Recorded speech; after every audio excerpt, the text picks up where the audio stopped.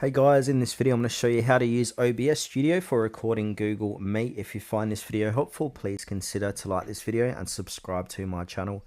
In saying that, let's just jump straight into the video. Okay, so what we need to do is open up Google Meet and click onto New Meeting. So I'm going to start an instant meeting for this demonstration. Now once this loads, we'll need to go ahead and open up OBS.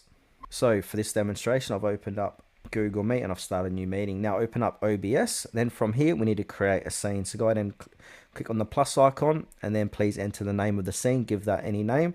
So I've just got one here that I'm recording this video on. And then from here, we need to go ahead and click on the plus icon.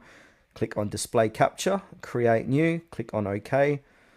And then capture method and then choose automatic. And then your display, if you've got double monitors, go ahead and choose the monitor that you're going to have your Google Meet on. And now once you've done that, go back to Google Meet.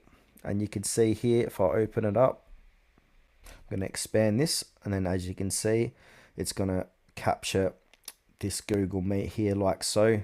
And then just go ahead and start your record and stop your record once you've finished inside Google Meet.